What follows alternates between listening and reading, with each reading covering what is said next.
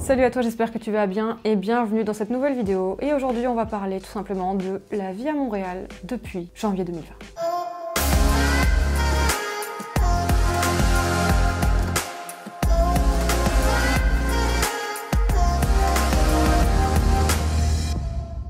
Pourquoi est-ce que je fais cette vidéo? Parce qu'en fait, souvent, il y avait des questions qui revenaient beaucoup et c'est vrai que je voulais pas trop faire une vidéo là-dessus parce que je pense qu'on a tous un peu les infos ou les news qui tombent sur les réseaux et je voyais pas qu'est-ce que je pouvais dire de plus. Et là, en fait, je me suis dit, ok, avec les choses qui sont en train de se passer là maintenant, je me suis dit peut-être qu'il faudrait que j'en parle finalement et que je réponde un petit peu à ma manière pour expliquer la situation. On le voit avec les news, certes, ce qui se passe, mais avoir le ressenti de quelqu'un sur place pour les gens qui comptent venir ou qui vont arriver bientôt, ça peut aussi peut-être vous rassurer d'un côté, je sais pas trop, donc je vais vraiment vous donner mon ressenti et un petit peu comment ça se passe depuis l'année 2020 en fait à Montréal, parce que c'est sûr que c'est pas facile, mais j'ai l'impression que c'est plus compliqué à vivre cette situation en France. En tout cas c'est le ressenti que j'en ai, mais c'est pareil, je sais pas du tout comment les gens le vivent en France. Alors déjà sur les grandes lignes, vous savez exactement tout ce qui s'est passé, voilà, janvier 2020 est arrivé, ça commençait à parler du coco, mais c'était pas quelque chose qu'on prenait beaucoup au sérieux. Enfin je sais pas comment en France vous l'avez pris comme ça quand c'est arrivé, mais je sais qu'à Montréal, entre collègues, on en parlait, puis on se disait ouais,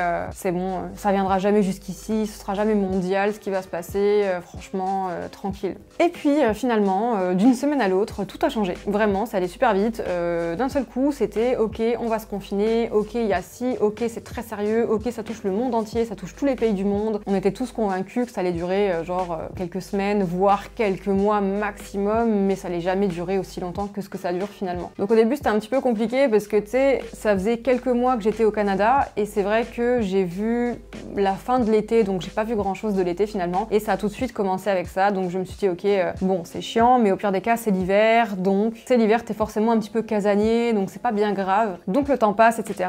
Puis on arrive au point où il y a eu le déconfinement, donc c'était l'été, et là oui c'est sûr que avec l'été en plus, je me suis dit oh trop bien l'été Montréal, ça va être génial. Évidemment vous vous en doutez, je n'ai rien vu de l'été à Montréal parce que tout était complètement fermé ou semi-fermé. Donc pareil, pas de rassemblement, pas de festival, pas de concert, pas de fête, pas de bar, rien du tout, vraiment c'était abusé. Mais bon, ça vous le savez parce que vous avez vécu exactement la même chose, peu importe le pays dans lequel vous vous trouvez, c'était pareil quasiment partout, à quelques détails près. Et c'est vrai que ça m'a un petit peu fait comme mal au cœur parce que voilà, je me suis dit l'été à Montréal, c'est un petit peu le truc qu'on vous survend tout le temps aussi. Je pense que si vous voulez venir ici à Montréal, on vous a certainement déjà parlé de l'été, même si c'était complètement fermé et qu'on pouvait pas faire grand chose. Les parcs à Montréal étaient blindés, mais je sais pas si vous avez vu des photos, si jamais vous êtes encore en France ou peu importe et que vous voulez un petit peu regarder des choses, il y avait beaucoup de photos qui tournaient un petit peu partout, sur les stories des gens, sur Instagram, peu importe, en fait les gens étaient tout le temps au parc. Mais moi aussi, j'étais tout le temps, tout l'été au parc, et je pense que pour quasiment tous les Montréalais c'était ça. Les parcs étaient blindés plus que n'importe quelle autre année parce que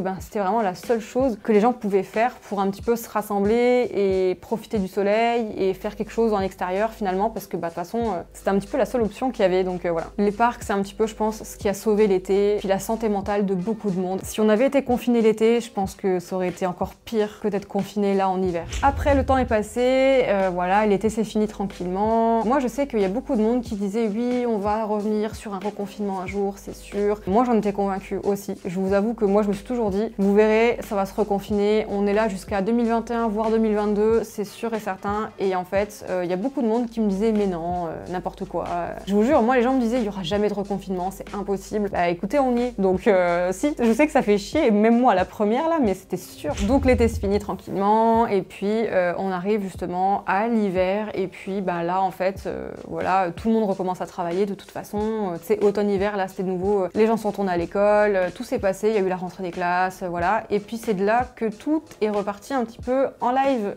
C'était pareil dans tous les pays, hein. De toute façon, rentrée scolaire, ils se doutaient bien que forcément ça allait péter. Directement, il y a eu des fermetures de bars, de restaurants, ça a duré vraiment quelques semaines quoi, j'ai l'impression. Tu sais, dans ma tête, j'ai l'impression qu'il y a eu 2 jours les trucs ouverts, on a pu manger une fois, 2 fois, puis après c'était de nouveau fini. Et du coup, après ça, ouais, travail, ça c'était vraiment dur aussi parce que tu te dis ok, tu dois travailler, surtout moi en service à la clientèle, je vois des gens à longueur de journée, je parle avec 20 000 clients à la journée, tu vois, donc forcément, j'avais un peu les boules parce que je me disais donc ça les dérange pas trop qu'on travaille comme ça en contact avec plein de monde, monde. Mais à côté de ça, les restaurants sont fermés alors que je suis sûre que c'était plus safe dans un restaurant que dans un grand magasin, surtout quand on est en plein Black Friday et que tout était ouvert à 1000%. Je peux vous assurer que c'était vraiment c'était ouf. Mais à côté de ça, t'as pas le droit de voir tes proches pour les fêtes, mais tu peux travailler en pleine saison de fêtes où justement il y a plein d'achalandage, des trucs que je comprenais pas, et ça m'a vraiment mis une grosse baisse de morale. Et tu sais, au début, le confinement, tout ça, je le prenais assez bien parce que je me disais bon, ce sera pas éternel, mais avec le temps qui passe et les reconfinements et les machins et les ci et les ça, honnêtement là ça commence vraiment à peser. Puis à Montréal, c'est ça qui est fou, c'est que c'est quand même une très grande ville, et moi quand j'avais vu l'hiver à Montréal, j'ai vu 2 hivers à Montréal, 2018-2019, puis 2020 aussi du coup cette année qui est un petit peu en confinement, et j'ai vraiment pu comparer du coup rien que l'hiver, c'était vraiment blindé de monde, et là il y avait personne, c'était vraiment mort, mais vraiment mort. Et l'été c'est pareil, j'ai vu que la fin de l'été, mais c'était vraiment toujours blindé, il y avait toujours plein de trucs, ça bougeait et tout, enfin vraiment, et là c'était vraiment complètement différent. Après il y a quand même quelque chose de cool que la ville de Montréal a fait, c'est qu'ils ont essayé de faire en sorte que les gens soient pas trop casaniers finalement, tu sais, parce que c'est sûr que bah, tout est fermé, mais ils ont vraiment essayé de faire en sorte que les gens deviennent pas fous, parce qu'ils ont essayé de faire des petites choses en extérieur, tu sais, des aménagements, tu sais, des tables, des chaises, des petits trucs sympas, de la musique en pleine rue à Montréal, parce qu'ils se sont dit ça va peut-être faire bouger un petit peu les gens ou redonner le sourire aux gens en fait. Donc c'est sûr que c'était cool parce que c'était toujours un petit plus, tu sais, ça donnait un petit peu de vie, un petit peu de quelque chose qui avait pu finalement, et ça a fait du bien, vraiment au moral ça a fait du bien, ces petites choses là, c'est des détails, mais tu sais, dans une situation mondiale comme ça là, je peux vous assurer que ça faisait vraiment du bien. Au niveau des gens, j'ai l'impression que les gens sont devenus hyper... Les gens sont tristes en fait, j'ai l'impression que les gens sont déprimés, c'est assez fou parce que Montréal, je vois tellement ça comme une ville dynamique avec des gens hyper dynamiques, tout va bien, machin et tout. C'est une façon de parler, c'est juste que la mentalité, elle est généralement positive. Et là, tu sens que ça va pas, tu sens que tu sais, il y a une atmosphère qui est pesante, que c'est lourd. Et en fait, t'as juste envie que ça se termine, t'as juste envie que la ville, elle revienne comme elle est de base. Surtout quand t'as jamais vu, tu vois, la ville en elle-même toute l'année commencer Montréal, tu sais pas, ben du coup, c'est un peu frustrant, je trouve. Mais le pire, c'est que ça doit être tellement plus frustrant pour les personnes qui sont arrivées là récemment ou qui vont arriver encore là dans les mois, les semaines à venir. Je sais pas si c'est ton cas, à toi qui regardes cette vidéo, si tu prévois de venir ou t'es arrivé récemment, mais je sais pas comment tu le vis, mais ça doit être tellement triste en fait finalement d'arriver et finalement de ne rien voir en fait de la ville en elle-même et de ne pouvoir pas vivre toutes les choses qu'on devrait pouvoir vivre en arrivant dans un nouveau pays. Déjà que c'est compliqué de te sociabiliser quand tu arrives dans un nouveau pays, mais là en plus tu peux rien faire pour rencontrer du monde, donc c'est tellement compliqué. Je pense que les seules solutions aujourd'hui que tu as pour vraiment pouvoir rencontrer des gens et pas être tout seul, c'est de trouver des groupes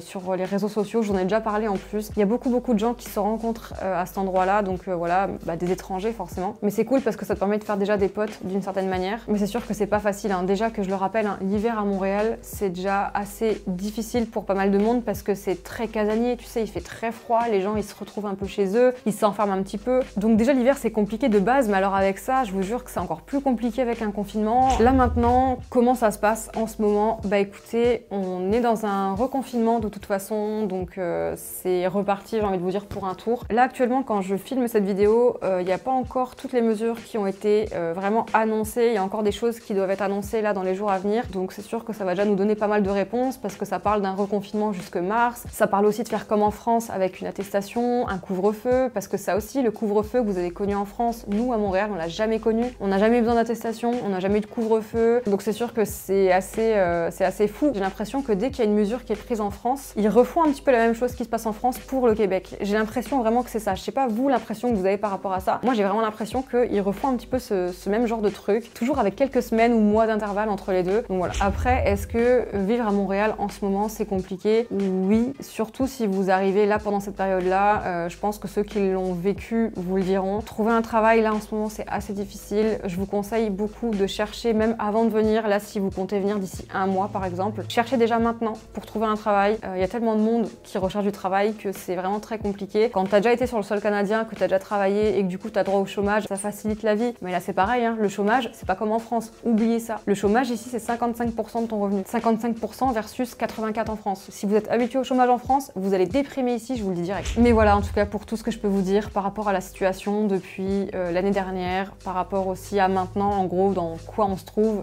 On est dans un confinement, voilà, comme partout j'ai l'impression. Parce que ça s'est reconfiné dans tous les pays du monde super vite d'ailleurs. Mais ça ils le disent, c'est par rapport à l'hiver apparemment. Je crois que c'est là où t'as le plus de cas et l'été c'est là où ça se relâche un petit peu. Je sais pas trop pourquoi exactement. Est-ce que le virus aime pas trop le chaud? Pareil là ils parlent de vaccins, donc c'est sûr que le temps que tout le monde se fasse vacciner, parce que évidemment il y a des gens qui vont être réticents au vaccin aussi, et je vous cache pas que je fais partie partie de ces personnes-là, parce que moi, un vaccin qui a été fait aussi rapidement dans la précipitation, personnellement, je suis pas très chaude de le faire. Forcément, un vaccin, j'ai l'impression que de toute façon, des effets secondaires, t'en auras presque tout le temps. Moi, je suis ce genre de personne à être hyper méfiante de ce genre de choses. Donc voilà, je sais pas si ça durera toute l'année 2021, mais je pense une bonne partie quand même. J'espère en tout cas que 2022, ce sera vraiment fini cette fois-ci, parce que tu sais, tout le monde disait ouais, 2020 c'était une catastrophe, vivement 2021. 2021, j'y crois pas trop, mais 2022, je suis déjà plus optimiste à ce niveau-là, tu vois, je me dis que ce sera bien. Puis 2022, c'est la fin de mon visa ici. Moi, mon visa se termine en juillet 2022, donc c'est sûr que je peux renouveler, je peux rester évidemment, et je ferai en sorte de rester parce que j'ai vraiment envie de rester. Mais c'est sûr que s'il y a encore tout ça en 2022, là, t'imagines mon petit voyage au Canada, ce sera vraiment